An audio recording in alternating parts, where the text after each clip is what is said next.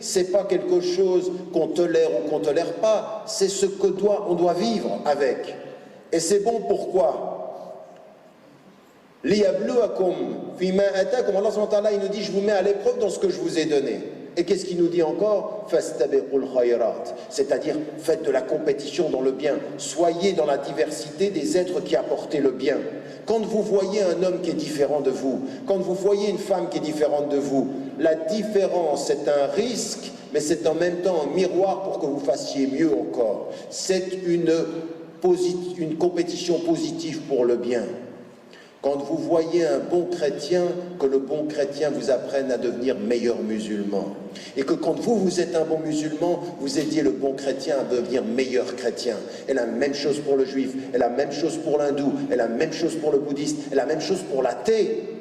Parce que j'ai rencontré des musulmans qui avaient l'islam au bout de la langue, mais pas dans le comportement. Et j'ai rencontré des athées qui avaient sans Dieu au bout de la langue, mais qui avaient un bon comportement. Et ce bon comportement, c'est ce qui m'intéresse. Faites attention aux gens qui vous illusionnent de mots, mais qui n'ont pas le comportement qui va avec. Et pour nous, ce qui est important dans l'islam, c'est une chose. Si vous croyez, le comportement doit essayer d'être cohérent. On ne sera pas toujours cohérent, mais il faut essayer de l'être. Alladina amanu wa amilus salihat.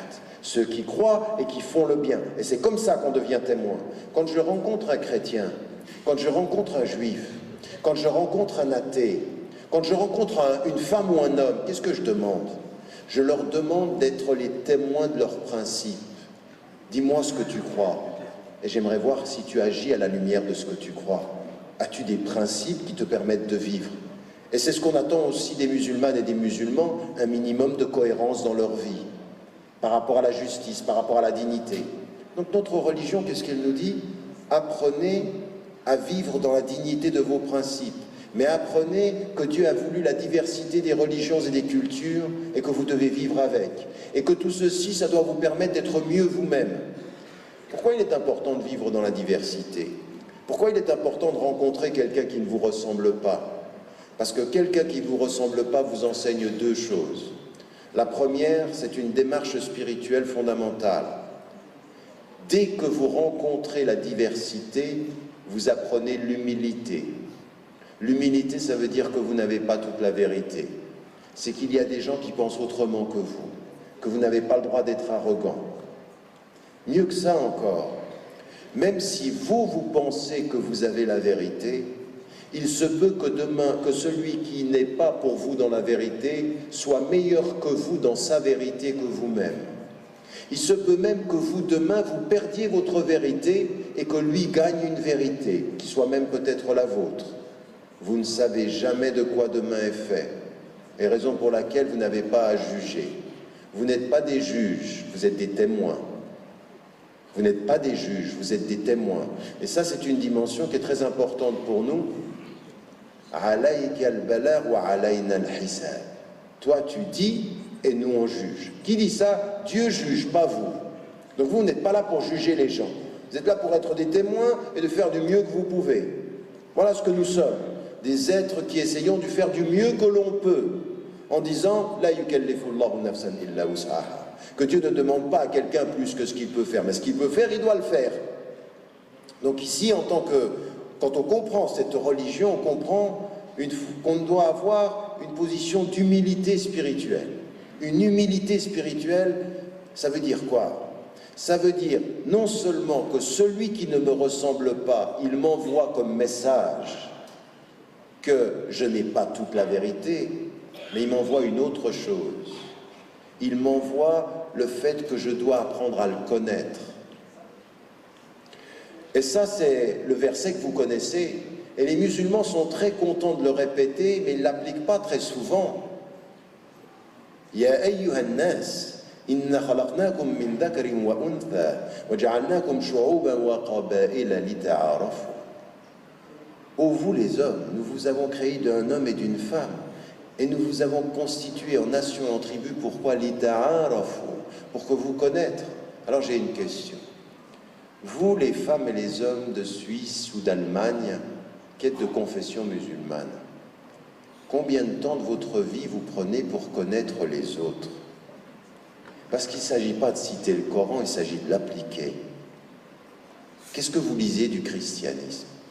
Qu'est-ce que vous lisez du judaïsme? Qu'est-ce que vous lisez du bouddhisme? Qu'est-ce que vous lisez de l'hindouisme?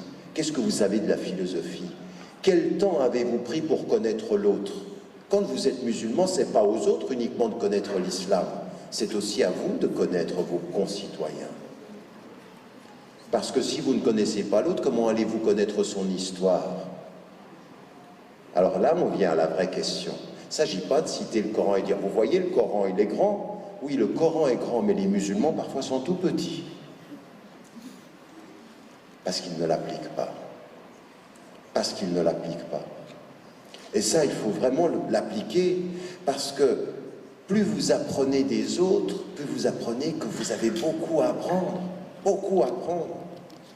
Quand j'étais plus jeune et que je partais en Inde, que j'allais au nord de l'Inde et que j'allais m'asseoir avec le Dalai Lama, mais j'apprenais énormément.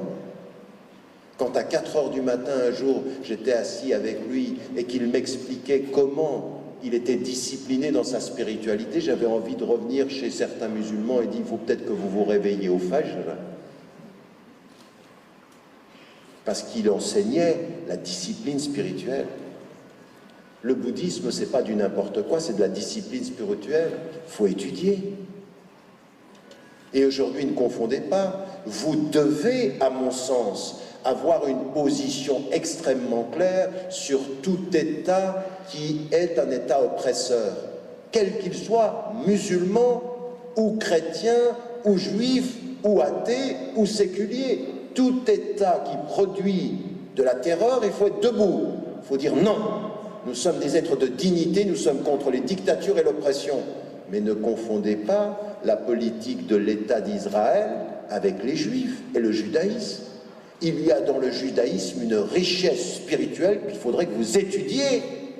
Ne confondez pas la critique d'un État avec une religion que vous devez étudier, car ce qui vous est dit dans votre livre, le Coran al-Karim, hum min ahl al-kitab, et ce qu'a dit le prophète quand il était à la Mecque, hum min ummatina. Rendez compte? Il dit, il a des tribus juives avec lesquelles il a des problèmes, et il dit, ils sont de ma communauté, je défendrai la religion juive, parce que la religion juive a le droit d'exprimer la foi en l'unique. Elle a une richesse. Maintenant, ceux qui utilisent la religion pour opprimer, ils nous trouveront. Musulmans, chrétiens, juifs ou n'importe qui sur la terre. Le vrai témoignage, ça n'est pas uniquement de se lever contre les erreurs des autres, c'est d'avoir la conscience critique de soi, de nous-mêmes aussi. Parce que beaucoup d'entre nous sont les premiers à critiquer les erreurs des autres, sont des lâches quant à nous.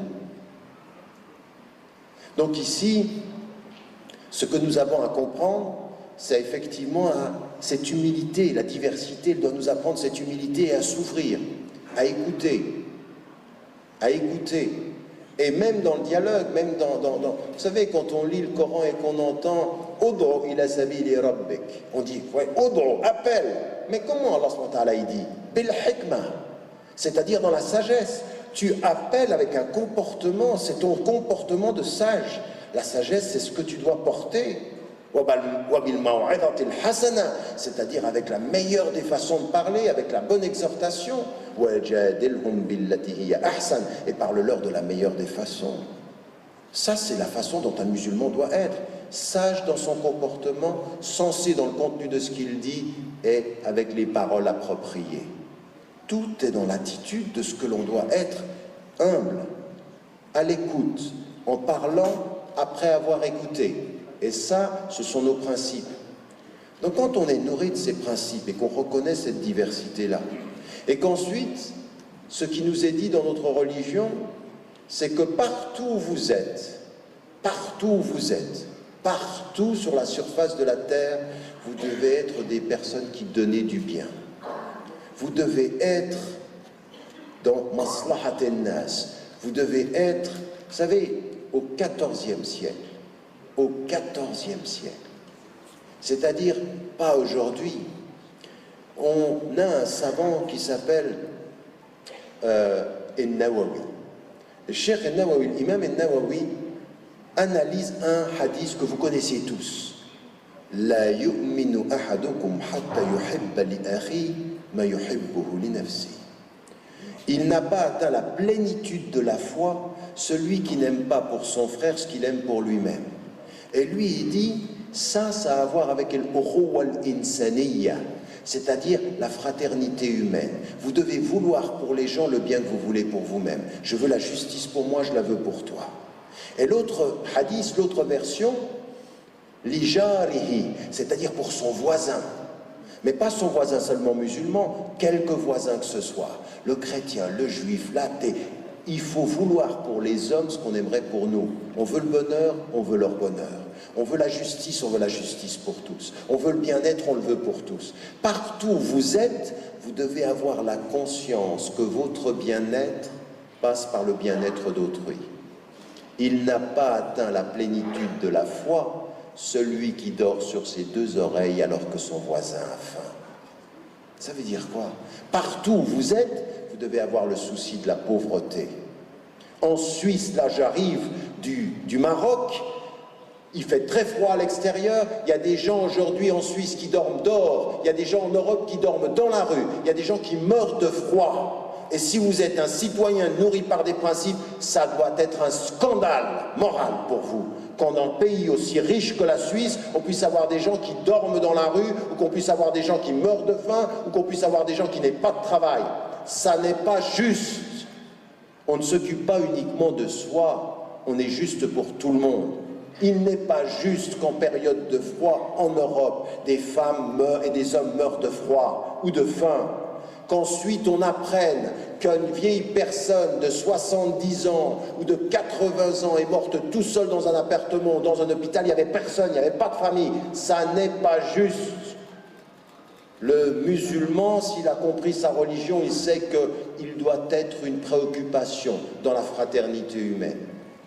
Donc une fois qu'on a compris ces principes-là, vous pensez que ce que je viens de dire là, amenez-moi tous les Suisses, même les gens de l'UDC, amenez-les dans cette salle. Amenez-les dans cette salle et demandez-leur, est-ce que vous avez entendu dans ce qui vient d'être dit quelque chose qui s'oppose au fait d'être suisse? Le contraire. Si nous avons compris ce message-là, être musulman et suisse, c'est un cadeau pour la Suisse. C'est pas vrai? Mais il faut qu'ils l'entendent et il faut qu'ils le voient. Pas simplement qu'ils l'entendent avec nos bonnes paroles un samedi soir, mais qu'ils le voient lundi, mardi, mercredi, tous les jours de leur vie, qu'ils voient des musulmanes et des musulmans visibles, qui répondent à l'attaque de la meilleure des façons. Donc, ça, c'est bien comprendre notre religion. Nous devons être des êtres de la participation et du bien-être. Raison pour laquelle, à toutes ces discussions que nous avons maintenant depuis 25 ans. Vous savez, moi j'ai commencé ce travail-là à la suite de gens qui l'avaient commencé il y a plus de 20 ans. Le Cheikh Youssouf Ibrahim qui était là, il l'a commencé aussi il y a longtemps. On continue à se parler et à parler. Et ça fait 20 ans qu'on nous dit, quand est-ce que vous allez vous intégrer? Alors moi je commence à en avoir marre. J'ai bientôt 50 ans. Je suis bientôt grand-papa. Inch'Allah.